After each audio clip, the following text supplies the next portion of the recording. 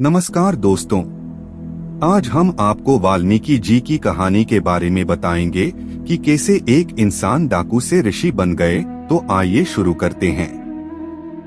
उससे पहले अगर आप हमारे चैनल मायस्टिक नोइंग पर पहली बार आए हैं तो इसे जरूर सब्सक्राइब करें ताकि हम आपके लिए ऐसे ही और वीडियो लाते रहें। महर्षि वाल्मीकि का नाम पहले रत्नाकर था और वे रत्नाकर डाकू के नाम से प्रसिद्ध थे। परिवार का भरण पोषण करने के लिए रत्नाकर लूटपाट किया करते थे। एक दिन नारद जी और ब्रह्मा जी शिव जी के पास गए और कहा कि हमने आज वैकुंठ में एक अद्भुत दृश्य देखा। भगवान विष्णु 4 अंशों में विभक्त क्यों हैं? शिव जी ने कहा कि भगवान पृथ्वी पर अवतार लेंगे और राम नाम के जप से ही व्यक्ति के सारे पाप खत्म होंगे। इसके बाद नारद जी और ब्रह्मा जी पृथ्वी पर आए और सबसे बड़े पापी की खोज करने लगे। नारद जी और ब्रह्मा जी वाल्मीकि जी यानी डाकू रत्नाकर के पास गए। रत्नाकर ने ब्रह्मा जी से कहा कि आप लोग मुझे अपना सारा धन दे दो, नहीं तो मारे जाओगे। ब्रह्मा जी ने कहा कि हमारे पास कुछ नहीं है। रत्नाकर ने कहा कि मैं आप दोनों को मारकर आपके वस्त्र ही छीन लूंगा। ब्रह्मा जी ने कहा कि ये बहुत बड़ा पाप है। ब्रह्मा जी ने कहा सन्यासी को मारने पर घोर पाप लगता है, तुम ऐसा मत करो। वाल्मीकि जी यानी रत्नाकर ने कहा कि मैंने तो कई सारे सन्यासियों को मारा है। ब्रह्मा जी ने पूछा कि तुमने ऐसा क्यों किया? रत्नाकर ने कहा कि इस कर्म से मैं अपने परिवार का भरण पोषण कर रहा हूँ। ऐसा ना करने से मेरे परिवार वाले भूख से मर जाएंगे। ब्रह्मा जी ने कहा कि रत्नाकर, तुम जिन परिवार वालों के लिए यह पाप कर्म कर रहे हो, क्या वे उस पाप के भागीदार रहेंगे? वाल्मीकि ऋषि को ज्ञान कैसे मिला? वाल्मीकि जी यानी रत्नाकर ने कहा कि क्यों नहीं होंगे, मैं यह सब उनके लिए ही तो कर रहा हूँ। ब्रह्मा जी ने कहा कि तुम घर जाकर उनसे पूछकर आओ, मैं यहीं पर तुम्हारा इंतजार करूंगा। रत्नाकर ने घर जाकर अपने परिवार वालों से पूछा कि मैंने तुम लोगों के भरण पोषण के लिए बहुत लोगों को लूटा है। एक महात्मा ने मुझे बताया है कि ऐसा करने से मेरा पाप बहुत बढ़ गया है, तो क्या आप सब मेरे पाप में भागीदार बनेंगे?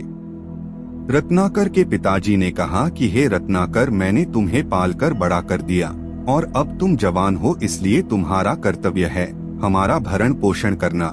इसलिए इसके लिए तुम कोई पाप करते हो तो उसके भागीदार तुम खुद ही हो।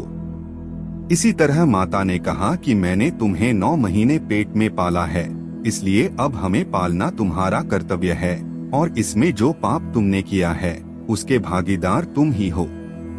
इसी तरह पत्नी ने भी रत्नाकर जी से कहा कि विवाह के समय तुमने मेरी रक्षा का और भरण पोषण का वचन लिया था, इसलिए मैं तुम्हारे पापों में भागीदार नहीं हूँ। जब सबने मना कर दिया तब रत्नाकर डाकू से वाल्मीकि ऋषि बनने के लिए आगे बढ़ गए। रत्नाकर डाकू ने की घनघोर तपस्या। रत्नाकर बहुत दुखी हुए और ब्रह्मा जी के पैर पकड़कर रोने लगे और कहा कि महात्मा, आपने सही कहा था, अब मैं और अधिक पाप नहीं करूंगा। मेरे पापों से उद्धार के लिए मुझे कोई मार्ग बताएं। ब्रह्मा जी ने कहा कि पहले तुम सरोवर में स्नान करके आओ, फिर हम तुम्हें मार्ग बताते हैं। रत्नाकर जी सरोवर के पास स्नान करने गए तो सरोवर का सारा जल सूख गया। वापस आए तो ब्रह्मा जी ने बताया कि तुम्हारे पापों के कारण सरोवर का जल सूख गया। ब्रह्मा जी ने रत्नाकर के सिर पर जल छिड़ककर कहा कि तुम अपने पापों का नाश करने के लिए राम नाम का जप करो। रत्नाकर एक पेड़ के नीचे बैठ गए, लेकिन उनके मुख से राम राम नहीं निकला। रत्नाकर ने ब्रह्मा जी से कहा कि मेरे मुख से राम नाम नहीं निकल रहा है, मैं क्या करूं? ब्रह्मा जी ने कहा कि फिर तुम मरा मरा कहकर तपस्या करो। ऐसे ही मरा मरा जपते हुए 60,000 वर्ष बीत गए और रत्नाकर जी के शरीर को दीनकों की बामी ने ढक लिया। रत्नाकर जी के सारे पाप नाश हो गए और उनके मुख से राम राम की ध्वनि निकलने लगी। इसके बाद ब्रह्मा जी वापस आए। और उन्होंने रत्नाकर जी से कहा कि तुम्हारे सारे पाप नष्ट हो गए हैं।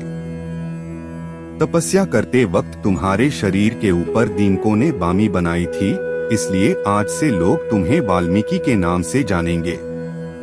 इसके बाद ब्रह्मा जी ने कहा कि हे वाल्मीकि, आप श्री राम भगवान के ऊपर एक ग्रंथ की रचना करो जिसे रामायण के नाम से जाना जाएगा।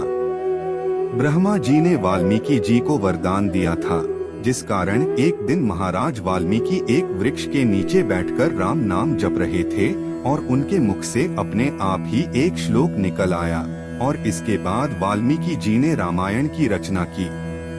तो दोस्तों, ऐसे हुई थी रामायण की रचना। आपको ये कहानी कैसी लगी हमें बताएं और हमारे चैनल मायस्टिक नोइंग को जरूर सब्सक्राइब करें।